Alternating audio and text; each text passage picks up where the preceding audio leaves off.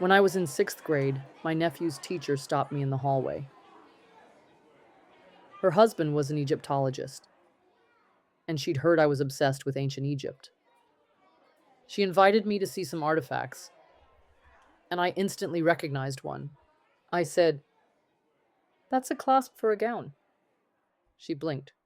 "How do you know that? These haven't even been formally documented." I shrugged. "I just know." I told her I was painting an Egyptian mural on my bedroom wall. She came over to my house to see it, asked what book I copied it from. I told her I didn't copy it. I remembered it. The next day, she pointed me out to other teachers. One passed by and whispered something I'll never forget. "She-Pharaoh's servant."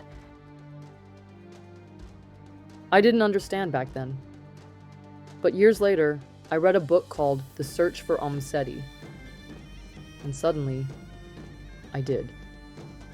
And maybe that's why I'm here now, telling you the story of a woman I believe that I met over 3,000 years ago.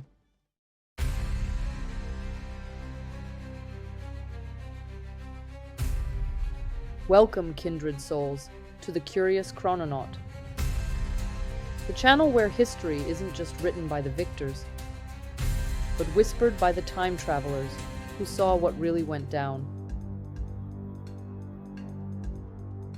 Today's journey: ancient Egypt. Sand, temples, gods with animal heads, and one woman who played the game of pharaohs better than most of the boys. Say hello to Hatshepsut, pharaoh, builder, gender bender, and all-around ancient badass.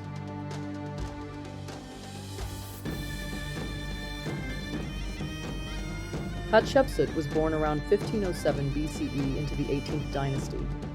A family so inbred it made European royals look like strangers at a family reunion. She was the daughter of Pharaoh Thutmose I and his great wife. Keyword: great, not only. Hatshepsut married her half-brother Thutmose too. Because why not keep the power in the bloodline and the awkward family dinners? Together they had a daughter but no sons, which in ancient Egypt was like baking a cake without flour. Still edible, but not ideal. When Thutmose II died young, probably from being too royal for his own good, the throne passed to his other son, Thutmose III, by a lesser wife. Problem?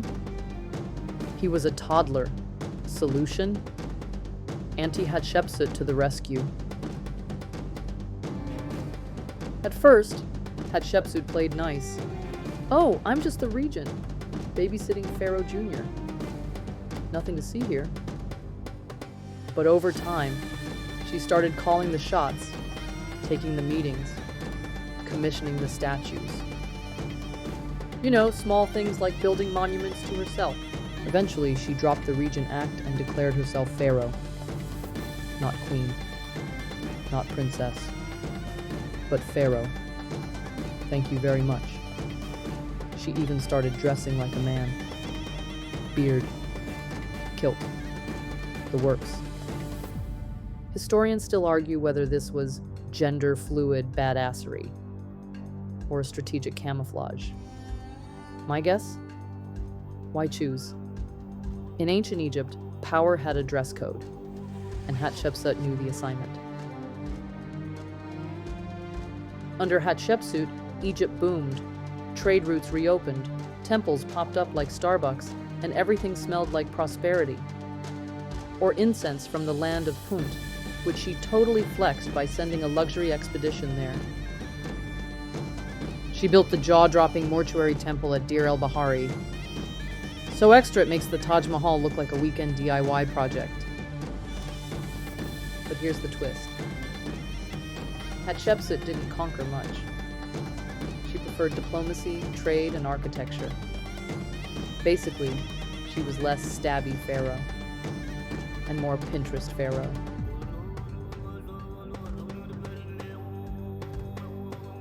And yet she kept the priesthood happy, the people fed, and the empire stable. which is more than most of her successors could say between wars and pyramid schemes. And then, she disappeared. Not literally. She died around 1458 BCE, probably from an infection or cancer. But what happened next?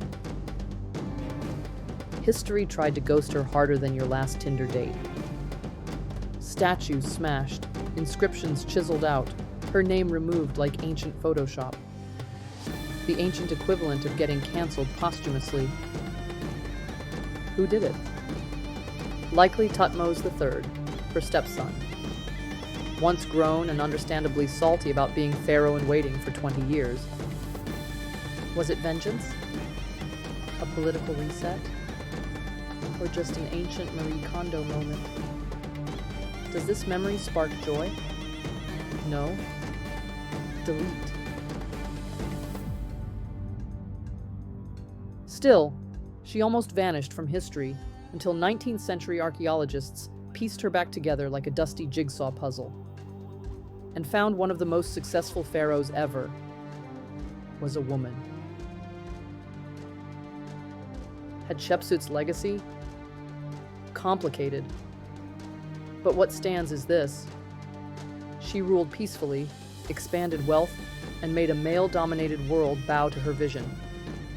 Not bad for someone whose official story was nearly erased. And here, at the curious Chrononaut, we have our theories. What if she didn't die? What if she slipped through time, left clues in hieroglyphs, and now haunts modern art museums whenever someone misgenders her statues? Or maybe she was history's first-time traveler. That beard? The skies? Those temples? Stargates? Don't believe us? Just follow the incense trail. And between you and me, I have this unshakable feeling I was one of her favorite servants in a past life. Always near her throne. Always trusted with secrets. Maybe that's why I'm here, telling her story now. Memory? Imagination? Or just a chrononaut's déjà vu? So, next time someone tells you history is all about kings and conquerors, remind them of Hatshepsut, the pharaoh who rewrote the rules, outlasted her enemies, and turned erasure into immortality. Hit the like button and subscribe, and then drop a camel in the comments if you consider joining Hatshepsut's time-traveling trade caravan.